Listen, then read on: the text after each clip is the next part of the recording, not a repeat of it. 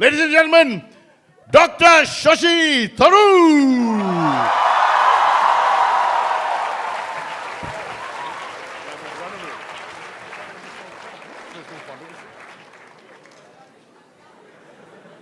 I told Cyrus I was sorry I missed all the fun.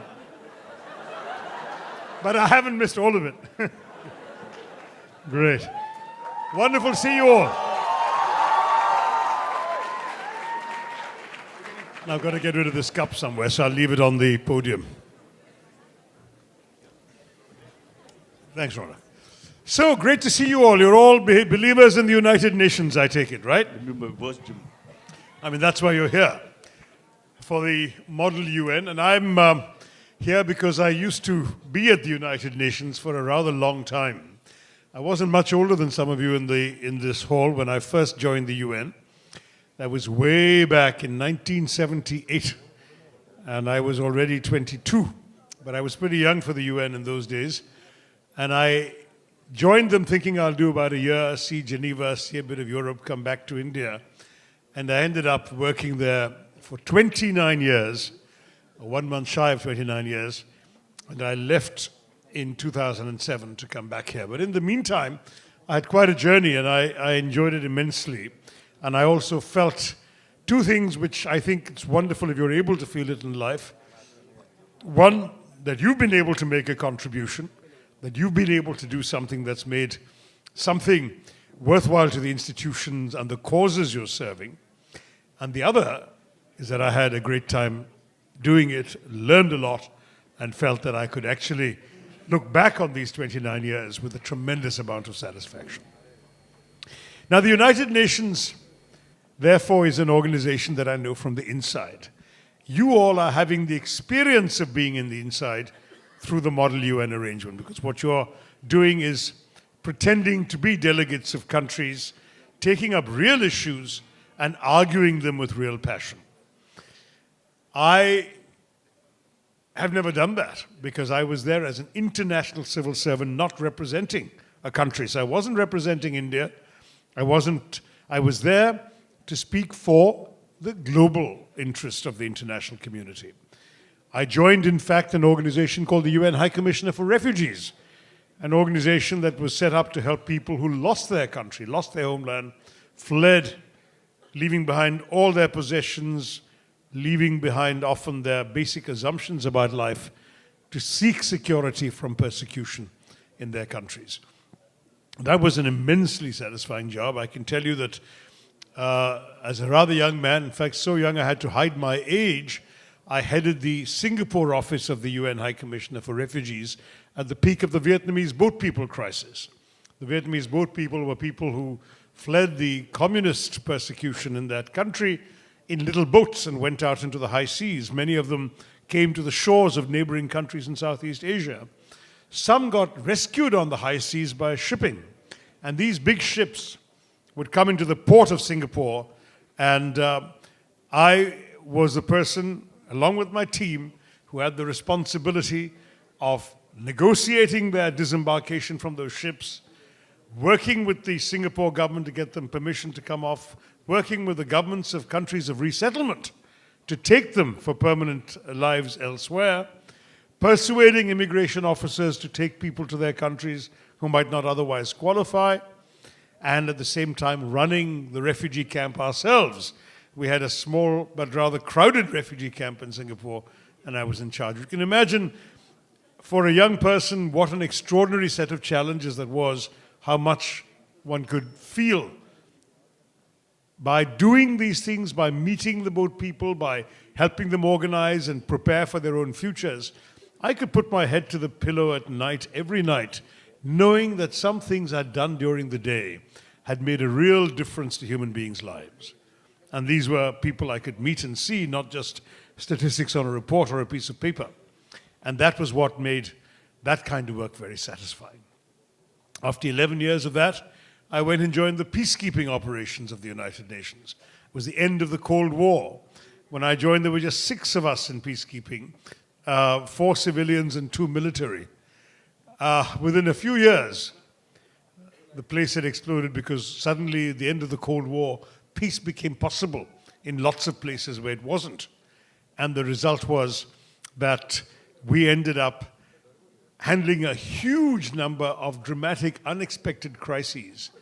And I was in charge of dealing with the problems in the former Yugoslavia, where there was a civil war going on from about 1990, 91 to about 1996. And those were difficult because unlike the refugee problems, with the refugee problems you felt that you could do things to ensure that people who were refugees yesterday did not remain refugees today, and they would have a new future life tomorrow. Whereas dealing with the Yugoslav crisis, I had the slightly more painful experience of knowing that I could and did work 18-hour days, going to the Security Council, sending cables off to the generals in the field who were maintaining our peacekeeping forces there. But whatever efforts you made, at the end of the day, the blood was still flowing. People were still suffering as that war raged on. And that was frustrating. So that gave a different sort of satisfaction, that of leaving my smudgy thumbprints on the footnotes of the pages of history. And that, again, is something that a career at the UN afforded me and affords many other young people, the opportunity to participate in a small or big way in the big events of our time. The big events that future generations will read in the history books, but you saw at close quarters because you were working for the United Nations. So this is why I come to you from that background of working for great causes, refugees, peacekeeping. I then had the privilege of serving Secretary General Kofi Annan in his own immediate office. And then he asked me to head the largest department of the United Nations, which was the Department of Public Information. We had 80 offices around the world in 77 countries. And our job was to get the message of the UN out to the world. And my colleague Nathalie Leroy was with me, and she has, I believe, already addressed you today, and she's come to this meeting from New York. So I remember with great fondness the excellent team I had working with me to put out the UN's message around the world. So that was my 29 years. I've given you the condensed edition of my career story. But I wanted to say a couple of things emerging from that. One was how much the UN had changed in that time.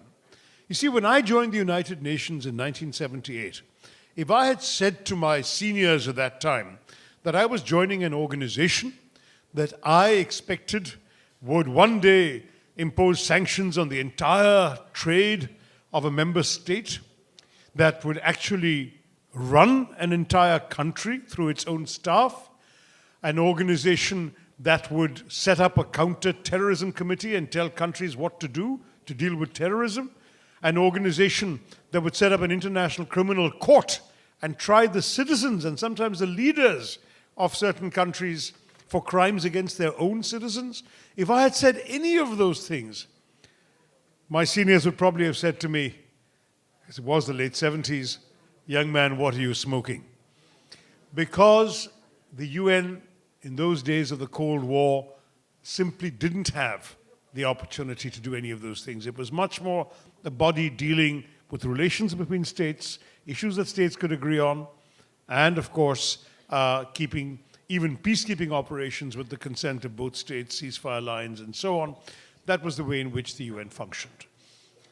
As the Cold War ended and the realm of possibilities opened up, all of the things I summarized to you became possible.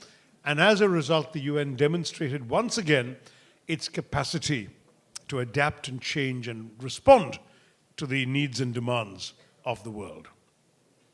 Now, some people have a fashionable attitude of saying, oh, the UN is useless, it's irrelevant, it's the Americans dominated, all of this kind of stuff. And I'm very happy, by the way, to answer a few questions from you if you want on any of that. But let me just say that in my own experience, that is simply misconceived. First of all, the UN is not irrelevant. If you want another I word, it's indispensable. It's the organization that all countries have agreed on creating together, that all countries belong to, that all countries therefore have a stake in seeing work.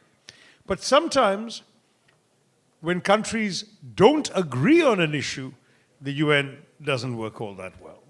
And that's a reflection of the fact that we are an organization of member states. I often tell people the UN was a mirror of the world. It reflects our agreements and our disagreements as member states across the world. And because it is an organization of governments, when governments don't agree, you'll see that. If there are differences amongst governments, if there's inequalities among governments, you'll see that. But ultimately, when governments are prepared to agree on something, the United Nations is the body that can go out and get it done in the name of everybody. So take a humanitarian disaster somewhere in the world, a tsunami, an earthquake, whatever. When the UN's flag flies there, it means that the world is responding, the world is helping. It's not any one country that is stealing the credit, and all of humanity rallies around a humanitarian cause. That is something that the UN is particularly able to do better than anyone else, because it has the clout that comes from being a governmental organization, and at the same time, the mission, the cause to serve all of humanity. At the same time, sometimes people have unrealistic expectations. Yes, the UN got involved in the Palestine crisis way back in 1948. It got involved in Kashmir, as you know, in 1948. And these problems are still continuing.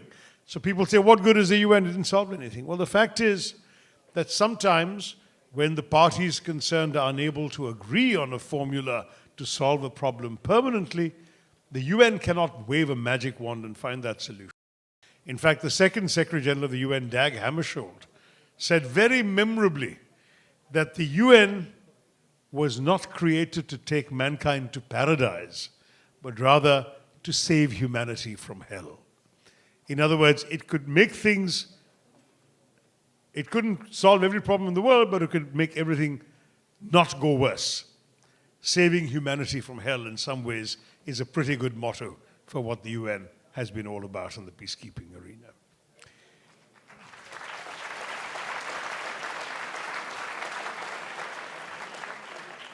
It's also been, of course, a place where people can meet and talk.